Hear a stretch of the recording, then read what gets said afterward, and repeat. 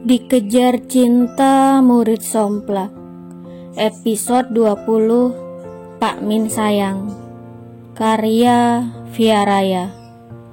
Setelah sadar dari lamunan, Bumi lekas mengejar Leswara. Tepat setelah keluar dari ruang kedap suara, pemuda itu berteriak, "Res, tunggu!" Mendengar teriakan Bumi, Reswara menghentikan langkahnya sejenak. Kemudian ia kembali melanjutkan langkahnya sambil terkekeh geli. Ia tidak berencana untuk berhenti dan justru ingin mengerjai Bumi. "Ih, Res, apaan sih? Bukannya nungguin malah main pergi aja," gerutu Bumi. Pemuda itu berlari mengejar Reswara karena ia tahu gadis itu tidak akan berhenti sekedar menunggunya. Tepat di belakang Reswara, Bumi mencekal tangan gadis itu. Sontak Reswara menoleh ke belakang dan tertawa terbahak-bahak. "Kenapa ketawa? Seneng kamu yang ngerjain aku?" tanya Bumi sambil mengacak rambut gadis itu. "Mimi," protes Reswara sambil merapikan rambutnya. "Iya, maaf. Sini biar aku bantu rapihin." Bumi berdiri tepat di depan Reswara dan merapikan rambutnya. "Udah, gak usah, aku bisa sendiri," kata Reswara berusaha menjauhkan tangan Bumi dari kepalanya. Namun sayangnya, ia sudah terlambat karena pemuda itu sudah selesai merapikan rambutnya. "Ngomong-ngomong, di mana Pak Min? Emang benar dia ada di sini?" tanya Bumi sambil mengedar pandangan. Meskipun hatinya terasa sakit, tetapi ia berusaha bersikap biasa-biasa saja. Ia yakin seiring berjalannya waktu, Reswara akan tahu siapa di antara dirinya dan Mintaka yang pantas untuknya. Seperti pepatah yang mengatakan bahwa berakit-rakit ke hulu, berenang ke tepian, bersakit-sakit dahulu, bersenang-senang kemudian. Bumi cukup merasa tenang berpegangan pada pepatah itu. Ia hanya perlu berusaha dan selalu ada di sisi Reswara. Dengan begitu, cinta akan tumbuh dengan sendirinya karena terbiasa bersama. "Gak tahu, tadi dia sempat ngikutin kita sampai kita nonton. Habis itu dia pergi dan entah kemana," sahut Reswara. "Oh, habis ini kamu mau aku antar pulang apa mau jalan lagi?" tanya Bumi menawarkan. "Pulang aja, Mi, udah sore juga, takutnya malah kemalaman," sahut Reswara menyentuh lengan Bumi dan melihat jarum pendek di angka 5 dengan jarum panjang di angka 1. "Ya udah yuk." Kini giliran Bumi yang meraih tangan Reswara dan menggenggamnya erat. Pemuda itu melihat Mintaka di sudut matanya dan ingin menunjukkan bahwa Reswara miliknya. Namun, ia tidak tahu dengan perbuatannya kali ini bisa membuatnya hancur. Bisa saja Mintaka semakin bisa menyadari perasaannya seolah melihat Reswara dekat dengannya. "Kita naik motornya pelan-pelan aja ya, Mi. Sekalian aku mau tanya sesuatu sama kamu," celetuk Reswara setelah sampai di parkiran. Bumi menatap Reswara sambil mengulas senyuman. Ia memakaikan helm di kepala gadis itu dan bertanya, "Emangnya kamu mau tanya apa?" Tapi nggak jadi deh," balas Reswara sambil mengayun tangannya. Akhir-akhir ini ia memang dekat dengan Bumi. Akan tetapi ia merasa belum terlalu dekat untuk mengetahui masalah pribadi pemuda itu. Jadi meski penasaran, ia tetap harus berusaha untuk menahannya. "Is, kamu nih, ayo cepat bilang, jangan bikin aku penasaran kayak gini deh," ujar Bumi sambil menyentuh hidung Reswara gemas. "Tapi kamu jangan marah ya, Mi. Aku itu orangnya kepoan dan yang paling penting aku itu orangnya blak-blakan. Jadi apapun yang bakal aku tanyain kamu gak boleh marah. Balas Reswara mengingatkan. Setidaknya ia sudah memberitahu lebih dulu sebelum mengeluarkan segala rasa penasarannya tentang bumi. Iya, tenang aja. Pokoknya apapun itu aku gak bakal marah deh sama kamu. Sekarang kamu boleh tanya apa aja sama aku, kata Bumi terlihat sudah mempersiapkan diri. Naik dulu, kita bisa ngobrol sambil jalan. Balas Reswara tidak ingin membuang-buang waktu. Pemuda itu pun langsung menaiki motornya dan menyalakan mesinnya. Kemudian ia mulai melajukannya keluar dari area pusat perbelanjaan. Mi, panggil Reswara. Sahut Bumi. Kamu udah siap aku tanya-tanya? Tanya Reswara yang kemudian diangguki oleh Bumi. Kamu bisa majuan dikit gak, Res? Suara kamu pelan banget, kata Bumi. Meski benar begitu, tetapi ia berharap Reswara akan memeluknya lagi seperti ketika berangkat. Ya, meskipun ia sadar hal itu Reswara lakukan demi memanas-manasi Mintaka. Mendengar ucapan Bumi, sontak Reswara mendekatkan tubuhnya. Ia memiringkan kepalanya dan sedikit mendekat ke arah telinga pemuda itu. Penampilan kamu yang awut-awutan dan urakan seperti sebelumnya kenapa? Apa karena cewek? Akhirnya Reswara melontarkan pertanyaan juga. Bukan, sahut Bumi menggeleng.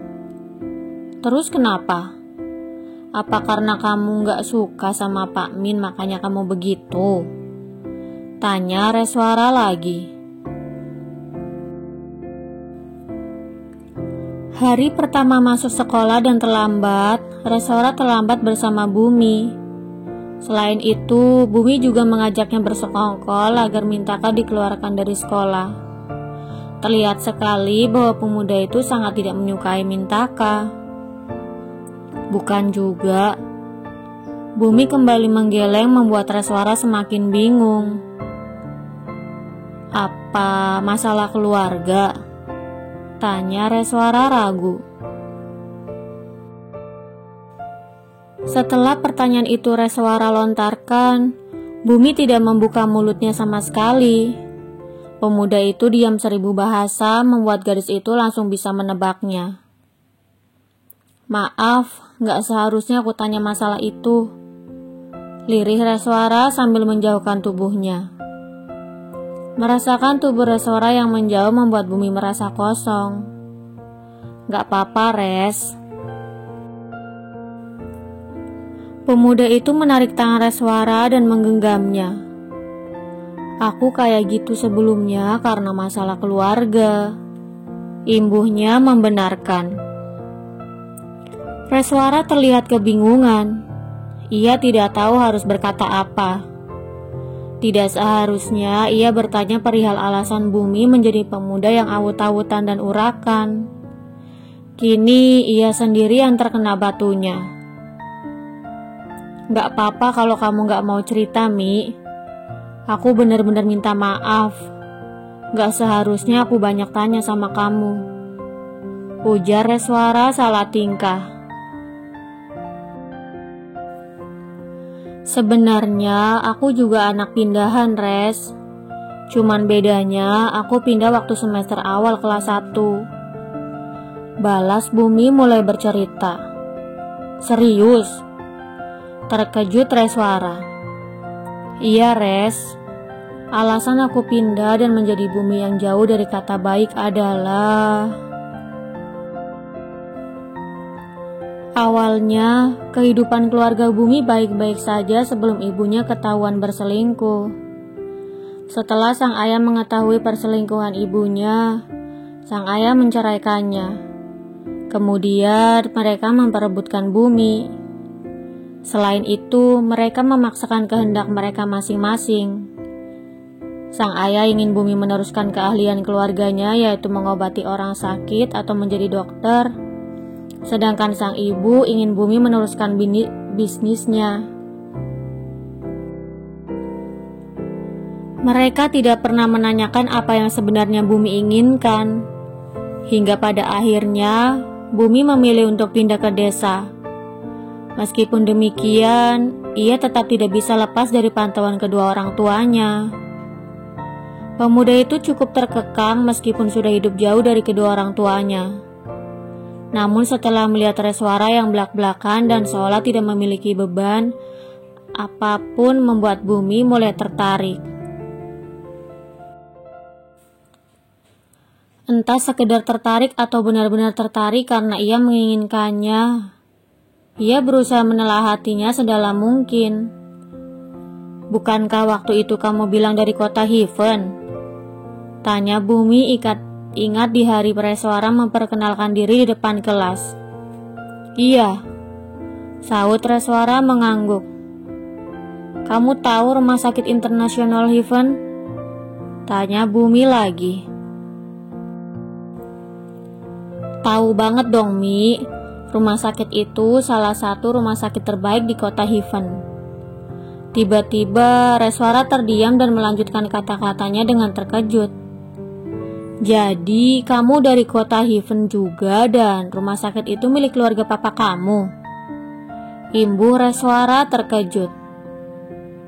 Iya Res, balas Bumi mengangguk. Ya ampun Mimi, kenapa dunia begitu sempit?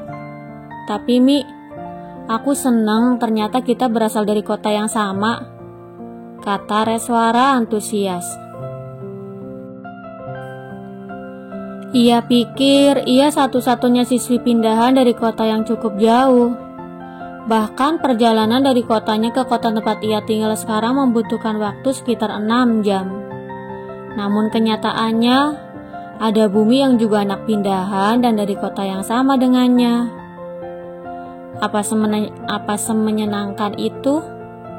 Tanya Bumi sambil menoleh sejenak. Iya Mi, nanti kalau kita lulus dan pulang ke kota Heaven, kita masih bisa ketemu lagi kan Mi? Setelah lulus nanti, kamu balik ke kota Heaven kan?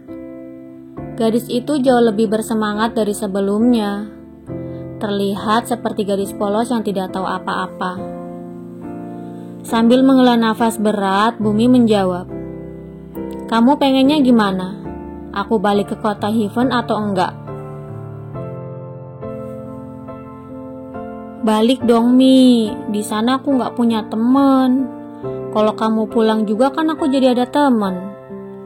Suara Reswara terdengar seperti sebuah permohonan. Gadis itu tidak memiliki teman bukan tanpa alasan. Semua anak laki-laki yang mendekatinya sudah langsung dihadang oleh Skywara dan Aishwara. Kalau anak perempuan, tidak ada satupun yang mau berteman dengannya karena semua anak laki-laki menyukainya. Oke, setelah lulus aku pulang ke kota Heaven, kata Bumi memutuskan. Yes, asik, makasih Mimi. Reswara memeluk Bumi erat karena terlalu senang. Sedangkan sang empu tidak kalah bahagianya seolah ada musik lagu cinta yang mengiringinya. Keesokan harinya, Bumi sudah ada di kelas beserta anak-anak lainnya. Tatapan matanya fokus menatap ke arah meja Reswara dan jam dinding bergantian. Sudah hampir pukul 7, tetapi gadis cantik itu belum menunjukkan tanda-tanda kehadirannya. Res kemana sih? Kok jam segini belum masuk kelas juga? Batin pemuda itu bertanya-tanya.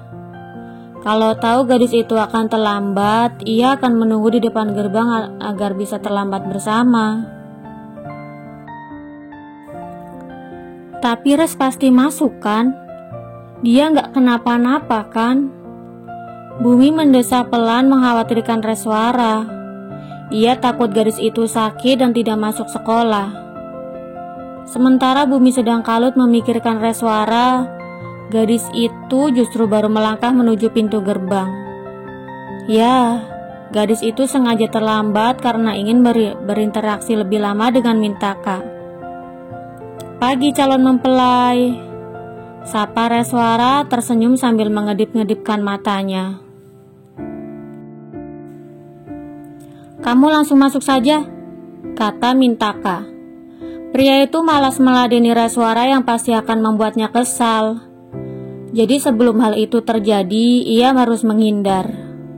Loh, Pamin tidak boleh begitu. Nanti anak lain yang terlambat marah loh," sanggar Reswara sambil mengedarkan pandangan ke arah anak-anak lain. Mintaka berkacak pinggang sambil menarik napas dalam-dalam dan menghembuskannya melalui mulut. Ia mengedarkan pandangan seolah ingin mencari ketenangan. Apalagi mengingat kejadian kemarin di pusat perbelanjaan. Rasanya ingin sekali menginterogasi gadis itu, tetapi merasa tidak berhak. "Pak Min," Reswara memanggil Mintaka sambil melompat-lompat dengan tangan yang dilambaikan. "Pak Min sayang," panggil Reswara lagi dengan suara cukup keras dan manja. Mendengar panggilan sayang membuat Mintaka panik. Ia langsung meletakkan jari telunjuknya di bibir Reswara dan menatap anak-anak lain yang terlambat. "Cup!" Reswara mengecup jari telunjuk Mintaka yang menempel di bibirnya. "Bersambung." Jangan lupa untuk like, komen, share, subscribe, dan tekan tombol lonceng untuk mendapatkan notifikasi episode selanjutnya. Terima kasih.